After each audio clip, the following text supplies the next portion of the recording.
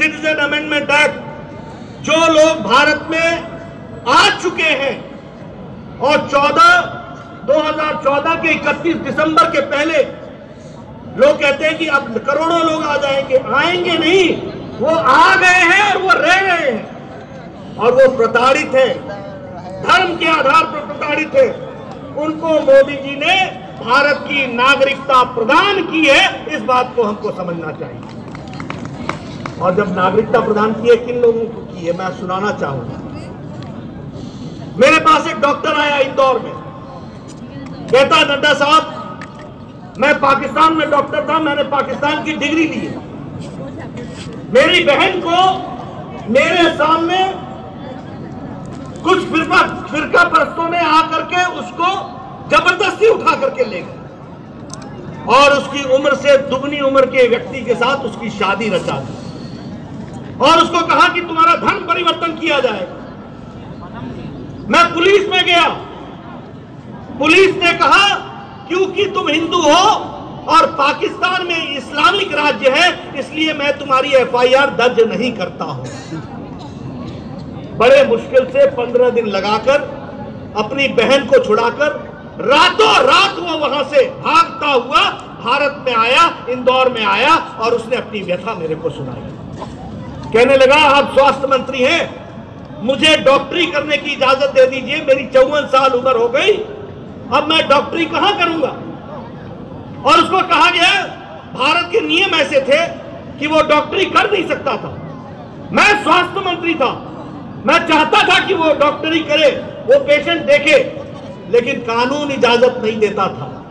अब जब ये सिटीजन अमेंडमेंट एक्ट आया है तो अब वो भारत में रह करके इज्जत की जिंदगी भी जिएगा, उसकी बहन भी इज्जत से जिएगी और उसको डॉक्टरी करने का अधिकार भी मिलेगा। ये सिटीजन अमेंडमेंट एक्ट हुआ, ये हमको समझना चाहिए। लाखों लोगों को रातों रात अपनी जमीन, अपना भाई, अपना परिवार, सबकी इज्जत बचाने के लिए दौड़ना पड़ा, यहां आना पड़ा। अफगानिस्तान में 50,000 सिख परिवार थे, 50,000। मैं नहीं कह रहा, न्यूयॉर्क टाइम्स कहता है, वॉशिंगटन पोस्ट कहता है, रॉयटर कहता है कि today only 2000 families of Sikhs are there in Afghanistan. कहां चले गए वो, कहां चले गए? पाकिस्तान में हिंदुओं की, बौद्ध की, जैन की, सिख की, पारसी की, ईसाई की संख्या 23% थी। आज पाकिस्तान में हिंदू की, बौद्ध की, सिख की, ईसाई की जनसंख्या घट करके 3% रह गई। कहां चले गए 20% लोग, कहां चले गए? क्या उनका धर्म परिवर्तन हो गया? क्या उनको भगा दिया गया? क्या वो अपनी इज्जत आबरू बचाने के लिए भारत आए? दुनिया जानना चाहती है। बांग्लादेश में हिंदू की, बौद्ध की, सिख की, ईसाई की संख्या 23% थी, आज घट करके 7% हो गई। कहां चले गए, कहां चले गए? और मित्रों, नरेंद्र मोदी जी ने सिर्फ एक काम किया और अमित शाह जी इसके सूत्रधार बने कि जो लोग भारत में आ गए हैं वो जाएंगे कहां? उनका घर भारत है, उनको हम इज्जत के साथ जीने का इंतजाम करेंगे और उनको हम नागरिकता प्रदान करेंगे। ये सिटीजन अमेंडमेंट एक्ट के तहत किया गया। आप बताइए, जिस फैसले के कारण बेचारे शिक्षा नहीं ले सकते थे, मकान नहीं खरीद सकते थे, लेकिन हाँ, मैं यहाँ में आया हूँ तो आपको ये बताना चाहता हूँ कि ये भारत सरकार मोदी जी के नेतृत्व में चल रही है, ये अमित शाह जी के नेतृत्व में चल रही है। अगर सीएए इम्प्लीमेंट हो रहा है तो यह भी ध्यान में रखिए कि अहम अकॉर्ड का जो 1985 में हस्ताक्षर हुआ है, उसका क्लॉज 6 भी लेटर ऑफ स्पिरिट में उसको शामिल की जाएगी।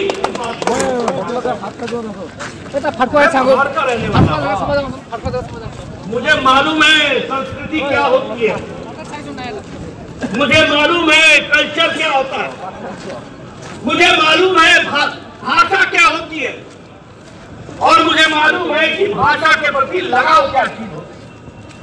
असम की संस्कृति की रक्षा करना ये हमारी जिम्मेवारी है, ये भारत मां की जिम्मेवारी है, इसको हम पूरा करेंगे। लेकिन मैं कई बार कांग्रेसी नेताओं पर ये घड़ियाली आंसू जो बहाते हैं, घड़ियाल के आंसू, मैं तो उनको पोषने पर, इनके आंसू पोषने में भी शर्म लगती है मुझे। मैं पूछना चाहता हूं इनसे, तुम 10 साल सरकार में रहे, तुम प्रदेश के मुख्यमंत्री रहे, तुम्हारा बेटा पार्लियामेंट में खड़े होकर के भाषण नहीं देता, नारे लगाता है,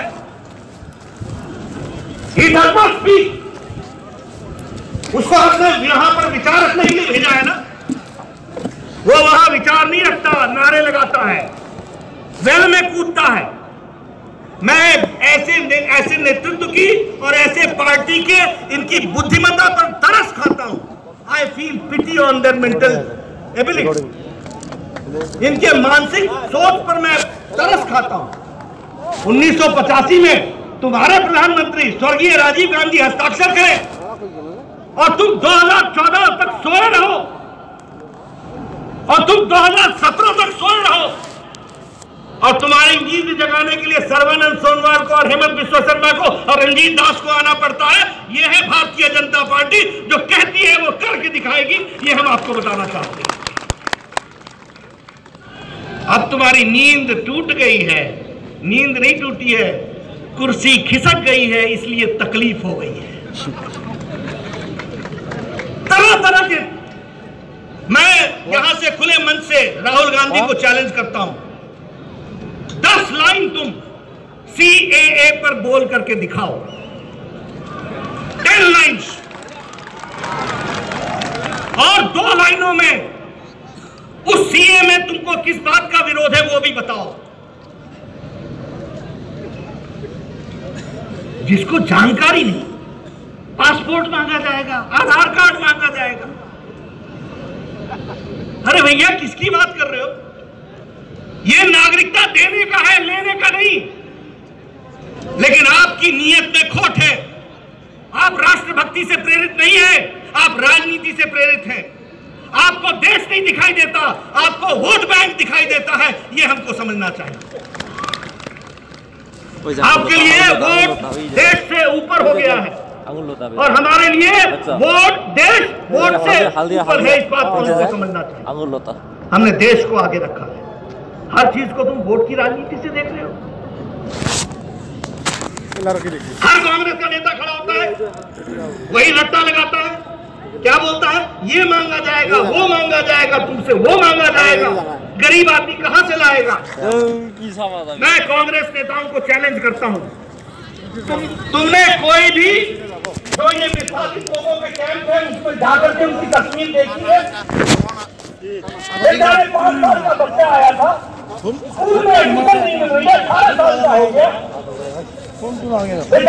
5 साल की बच्चा आई थी, आज वो स्किल डेवलपमेंट के काम करना चाहती है, वो नहीं कर पा रही है, एक मकान नहीं बना पा रहे हैं, और रहे हमारे देश में है, और क्या बोलते हैं, इतने करोड़ आ जाएंगे, आ नहीं जाएंगे, बसे हुए हैं, आपके टाइम से आकर के बसे हुए, आपके टाइम। और महात्मा गांधी ने कहा था कि जिन लोगों को पाकिस्तान में और बांग्लादेश पाकिस्तान में रहने की स्थिति नहीं है, वो भारत में आए और भारत सरकार उनका इंतजाम करे। जवाहरलाल नेहरू ने कहा था कि जिन लोगों को पाकिस्तान में प्रताड़ित किया जा रहा है उनको रिलीफ फंड देना भारत सरकार की जिम्मेवारी है।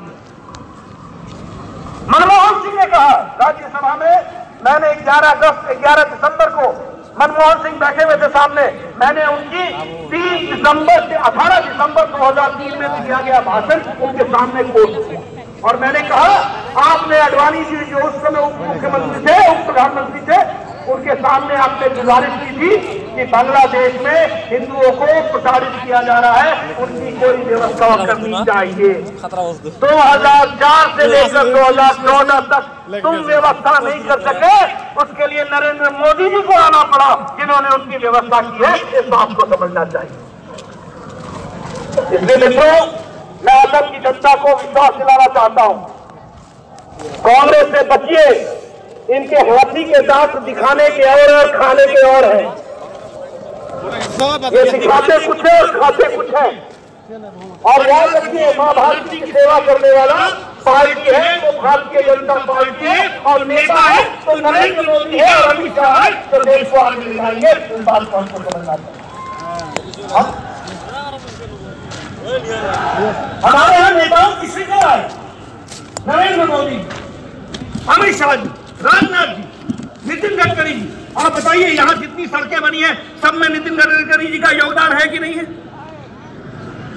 आपको मालूम है 2004 से लेकर 2014 तक एक भी फौज का इक्विपमेंट नहीं खरीदा गया, एक भी फौज का इक्विपमेंट नहीं खरीदा। मोदी जी बने, OROP लग गया, 1 रैंक 1 पेंशन, 20,000 करोड़ रुपए फौजियों के खजाने में, फौजियों के खाते में पहुंचा दिए गए। एक भी केस पेंडिंग नहीं है। यह भारतीय जनता पार्टी की सरकार, मोदी जी की सरकार है, जो हमको समझना चाहिए। आज राफेल खरीदे जा रहे हैं, अपेचे हेलीकॉप्टर्स खरीदे जा रहे हैं, 7 सबमरीन खरीदी जा रही है, 1,86,000 बुलेट प्रूफ जैकेट खरीदे गए हैं, और अब भारत एक्सपोर्ट करने लग गया है। बुलेट प्रूफ जैकेट ले ही नहीं रहा है, दूसरे देशों को भी दे रहा है। यह परिस्थिति ला करके खड़ी हुई। तेजस 78 तेजस जो सारे MiG-21 को बदल डालेगा, यह काम डिफेंस के उसमें हुआ है। हमारे नेताओं ने, आज हमारे रक्षा मंत्री हमारे राजनाथ जी हैं, दिन रात काम कर रहे हैं, नितिन जी सड़कों पर काम कर रहे हैं, गृह मंत्री जी ने भारत को एक मजबूत गृह मंत्री के रूप में देश को खड़ा किया है। ये हम आपको बताना चाहते हैं। आज NIA आज देश में कोई घटना घट जाए और कोई विदेश भाग जाए तो उसको वापस लाकर उसको दंडित किया जाएगा। यह कानून बना दिया है, ये हमको ध्यान में रखना चाहिए। इसलिए मैं एक ही बात कहना चाहता हूं, आपका ज्यादा समय नहीं लूंगा। आप लोग बहुत दूर से और देर से आए, मुझे बताया गया कि रात भर चल करके आए हैं, लेकिन हाँ, मैं असम की जनता को यह बताना चाहता हूं कि विकास आपने देखा तो जब सर्बानंद सोनोवाल जी की सरकार आई तब आपने विकास देखा है। इसको आपको समझ लेना चाहिए। मैं आज एयरपोर्ट से आ रहा था, मैंने सड़क की तस्वीर देखी। मैं असम कई बार आया हूं और कई बार मैंने सड़कों पे हिचकोले खाते हुए अपने आप को देखा है, और आज जब मैं आया तो सड़कों की दशा देख करके मन, तबियत खुश हो गई है। मैं कहना चाहता हूं आज इंटरनेशनल और नेशनल स्टैंडर्ड पर असम और गुवाहाटी दिख रहा है। आज से 5 साल पहले जब मैं असम में 7 साल पहले लैंड होता था तो 4 एरोप्लेन्स आती थी सुबह और 4 जाती थी शाम को। आज जब मैं उतरा तो मैं गिनने लगा, एक एरोप्लेन रनवे पर था, एक रनवे से उड़ने के लिए तैयार था, और 8 लाइन से खड़े एरोप्लेन खड़े थे।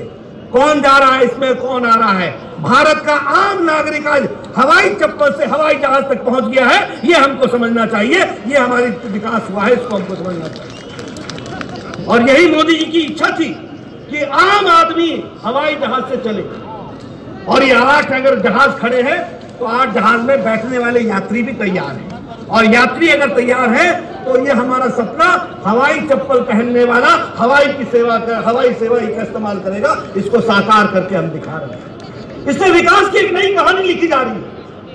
मजबूत देश बढ़ रहा है और असम पीछे नहीं है, और असम की संस्कृति को बचाते हुए असम को आगे बढ़ाना ये हमारी जिम्मेवारी है, जिसको हम पूरा करेंगे। आपको विश्वास के साथ कहना। आप बताइए, यहां बरौनी से पाइपलाइन आ रही है कि नहीं आ रही? यहां से पाइपलाइन उधर वहां को जा रही है कि नहीं जा रही? ये पाइपलाइन ये पहले क्यों नहीं तैयार है? किसने रोका था?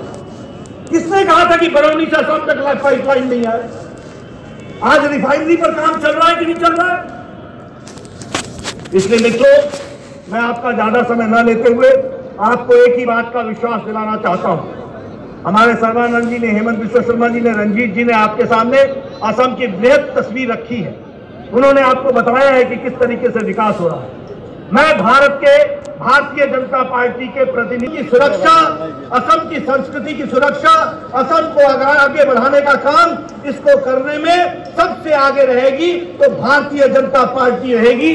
सबसे आगे रहेगी, सबसे सबसे आगे रहेगी तो नरेंद्र मोदी जी की सरकार रहेगी, और सबसे आगे अगर बढ़ेगा तो वो सर्बानंद सोनोवाल जी की सरकार करेगी। ये हम आपको विश्वास दिलाते हैं। आप बताइए, कभी भी मोदी जी के आने के बाद केंद्र से फंड आने में कोई कमी रही है? कोई फंड में कमी रही है? आपको मालूम है ना, हम स्वास्थ्य मंत्री थे और मोदी जी प्रधानमंत्री, उनका आशीर्वाद मिला। असम को, गुवाहाटी को एक all India institute of medical sciences मिला कि नहीं मिला? मिला कि नहीं मिला? और जब वो मेडिकल कॉलेज बन रहा था तो उसमें 300 करोड़ रुपए और लगे, क्योंकि उसकी जमीन नीचे थी, तो वो भी देने की बात हुई। मोदी जी ने कहा कोई चिंता मत करो, वो भी दे दो, लेकिन असम में एम्स खोल करके दिखाओ। ये बात आपको बताना चाहता हूं। आप बताइए, आपको 5 सुपर स्पेशलिटी ब्लॉक दिए कि नहीं दिए? आप बताइए, आपको 4 मेडिकल कॉलेज दिए कि नहीं दिए? इसलिए केंद्र का पूरा आशीर्वाद है। उस आशीर्वाद को धरती पर उतारने का काम सर्बानंद सोनोवाल जी ने, हेमंत बिश्व शर्मा जी ने, रंजीत जी ने, सबने ले रखा है। और एक बात याद रखिए।